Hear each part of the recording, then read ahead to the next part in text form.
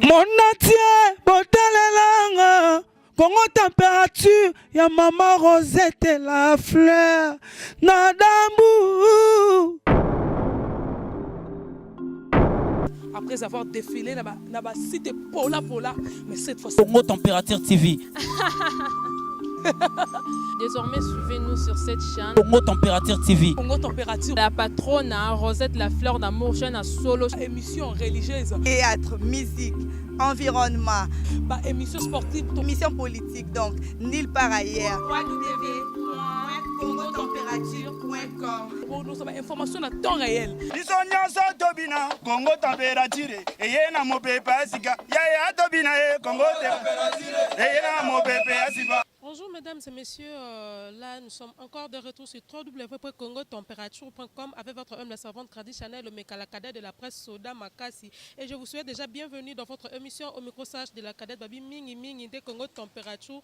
Bonjour et mes respects surtout à Madame Rosette Alfer d'Hambourg, on dirait de l'Allemagne, mais bonjour également à Chanda Disquaret de Babi, Sarnanga Moko, Adine Mabanza, la femme du patron, on dirait de Liège. Je te salue. Salam alaikum à toi. Salé la Bessa Raja, Bounou, Raja, Boumalim, Issa Dorsi, Maître Ibrahim, Nitro, je te salue. Je salue également Florent en Nord Tomba. Babi, moi, Simon Roboye, Angela, Mingi, Mingi, Mingi, Teme, Angela. Voilà, très rapidement, là, mesdames et messieurs, je suis déjà avec Ruth Nzele. Nzele de Jet Set, Toyoka qui Nzele est nommé vraiment chef d'orchestre, vraiment Ezalate animatrice Moroboé, Nagata Jet Set, nommé chef d'orchestre. Voilà l'autre Toyoko Solana et Toyoka, que je dis déjà bonjour. Bonjour na batutu ba Landari Nzele, bonjour na batutu ba fan na biso, ya Jet Set, ya faire ego la musique, bonjour na bino. On y santé, mais on soyez bien à Jet Set. Donc santé nga uteza o lobela teta non de ande na longa makambo santé na vanda. Voilà Nzele le pesa mbali bosoto ya mbola Congo Température, mais tunga to yeba Nzele lo ni motive to pena pesa posa vraiment kota na kati makambo musique. Ouais, musique vraiment eza base oyo, eza elala rapena na ndaku na biso, mama na biso mona mama evala. Ana mutabeta ba musique ya mbonda na kola pena na musique. Mais na bandeko bina mais na ndenga ndamu na megi pe ba makambo boka ti lelo pe simba. Lelo déjà tokolo la carrière no sali combien d'années? Bon, le 27 septembre awa pas faire rigola na ko 4 ans. Bon, ko banda pena ko buaka ezaki pena izoenga pena tante. Ezaka na kana o meka na ndenga ko meka wana pena yepe mbala moko. Donc na vandi sengo pena bien pas le padre coaching azo coaching na bakenda boye basala radio boye bayaka na ngo boye basala. Donc banda mbala mo na Jet Set ou tara na orchestre mo boye oye na Jet Set et puis au développer. Ouais, na banda pena na Jet Set, mais na nenga mère na biso na groupe mère na biso ba na ko meka obwaka moni ba krimo roboye na bambonda ba maema mame vala sangela kabolo mema yena eteko kende na yo na kobanga nini mama evala zali ngana kobanga nini ale kende na yo na kobanga nini ale kembela zali ngana koba babilo moyo bambonda bongo. Ti pe yo kuma binage na ye papa le padre ko binage cri yara boy na yara na kimo boy miki ti salo kola tai base bru je dis aza mima ti salo kola mufila eloko le kitike zate soki balobi tika mona na ngai tika ale mwana mobali soki ala moki na tongo il faut eloko etelema soit boutique soit cabine après atali c'est que o eza de moi idée. Voilà, Nzele, nakata Jet Set déjà au bois qui n'a combien d'albums? Ouais, na bois qui na 2 albums, na single moko. Na bois na boîte noire. Ya nanga na koma kudila yo agogo. Kitoko na yo bazako salela mwana popi. Angezi na komi ko banga loketo na yo. Ya kitoko na yo ezako salanga bachuki. Loketo acheta nyekese. Eko binela mama biloko acheta nyekese eko sala bachuki alebuka loketo binisa loketo ya kato beta fitiringe aya c'est super c'est joli na boloke bango oniat loketo na ya déjà wana qu'est-ce que j'avais dit sousou na single na biso ya dérangement na yaka na krimo boya so lela kimbala misato ya bawanga ni pamelina neti bawanga na ki Jésus biso bato toza pene na ye il faut tondima ye ya gole mwana marima keso yo nalingi na bwaga kiwendo arrête allez doucement doucement doucement bana le padre doucement ingratitude na mokili ezande mabe ozoboya ya gola yo lingi yo ndima nani ale kwiti yo tikate akene atikate ayoleli ayo ayo ayo ayo ayo ayo ebisaka bato bakabenga po monda misiri mota mona ki ingratitude yango so muta sali yo kolingaka te yo tala bonheur na yo faut tala pe no ndenge nini outa tono babiloko yaka nango mais lelo ko molata basket ko molata slim ko molata nini oyo olingo boya ete to saka benga te yango na tala ki ingratitude ko mebele yango sala ingratitude na mokili ezande mabe. Qu'est-ce que j'avais dit? Kala mingi te bo mona pe clip nango. Ole lango ya kingombele kochila kondoko emi jolwili ko taka la kikasa la kinkombe si j'étais ya papi diambwana Mr Cash ona sengi na papi boto jipe mindia ya tika na lela kaka na kimongo yetumba zoyo lele kumu mabele lisio akenda seboyeo mimia ba mongo azonga kate nalela na kimongo fedelo kwa kumwa ba mongo dotongo bwage loka ba mongo foko la musaka kumu mabele lisi na mimi ya mongo donc ozalaka ngato bwage loka bato bimi ya nkete tango bwage kilti wana foko la musaka kumu Ruth Nzele na ba basi na kati ya musique tout monde na moi si asali mo orchestre na ye azo yemba donc groupe eza ye quoi mais pour nini yo au préféra ko yemba te mo préféra ko za animatrice donc au bois kaka idole na yo eza nani.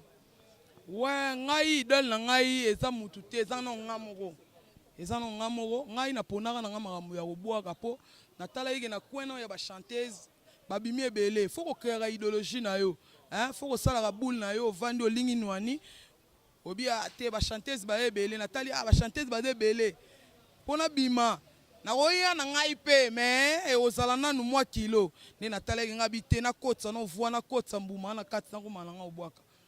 Mais na bande pe nana na chant na bande ko yemba mais na talege ya idéologie ba chanteuse na Congo ba komi ebele na une animation tala lelo Ruth Nzele chef d'orchestre. Voilà tout le comme chef d'orchestre Ruth Nzele na kati jet set ba musicien baza ebele ba mibali et tout consort mais pourquoi faire rigoler le padre aponika ka Ruth Nzele nde acha na poste wanelo ni penza wa shu kotana nukutu makambu ya ba musicien baza ebele te faut saka na Afrique biso ba animateur bato saka ba animation ba mona biso bato mitu esala raté ba mona biso bato eza pasi po mona na Congo bazui animateur batie chef eza pasi mais so moni benake bazui chef neti ba animateur tout ya Congo non senga vraiment faut ba soutenir ngai faut ba lobela yango faut ba gangela yango Ruth Nzele animateur animatrice a commis chef donc il na ba musique na biso Congo eza pasi et puis na orchestre nini ya grand chanteur ya Afrique champion d'Afrique bazui animatrice ba PCE marambuke chef d'orchestre c'est que conduite c'est bien c'est que na se comportera bien pour na zana batu na kutana o bakutinga mais bazui bokonzi ba pesinga c'est que marambo ya bien Jésus plus haut Jésus est plus haut